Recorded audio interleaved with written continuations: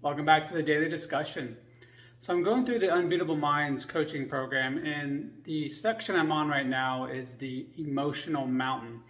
And what it's talking about is how to basically tap into your not dismiss your emotions, but learn how to tap into them properly and understand them and be able to be emotionally strong.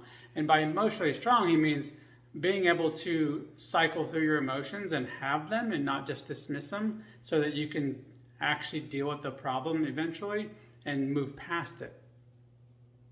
Now, this is a very weak spot for me historically, and so it's kind of tough for me. And well, this evening, I was looking through some Stoic philosophy, which always kind of talks about some of this stuff too.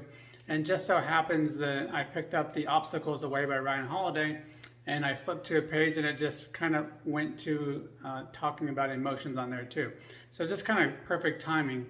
And what was interesting about that is the Obstacles Away book had mentioned having emotions isn't, and the Stoics talk about this on, having emotions isn't a bad thing. But one way to evaluate is to say, is this emotion going to change or fix the situation that I'm dealing with? And odds are the answer is probably no. And that's not always the answer, but most of the time it is. A lot of times it is, maybe not most, but a lot of times it is. And in those situations, it's not to say that you should tell yourself, I shouldn't have this emotion. No, it's quite the opposite. What they want you to do, or what they suggest to do, is to take that emotion, label it, say what it is, and then start using logic to break it down to move past the situation.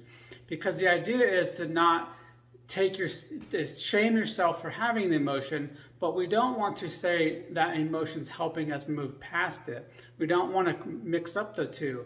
We're having this emotional reaction because we're not dealing with it, and that's fine. We have to label the emotion and have a logical conversation with ourselves to get past the emotion and actually deal with the problem. So I just thought that was kind of interesting because it's going to help me to kind of identify that when I have things come up that don't make sense emotionally with the emotional reaction, to be able to go like, okay, well, I just had that emotion. Why did I have that emotion?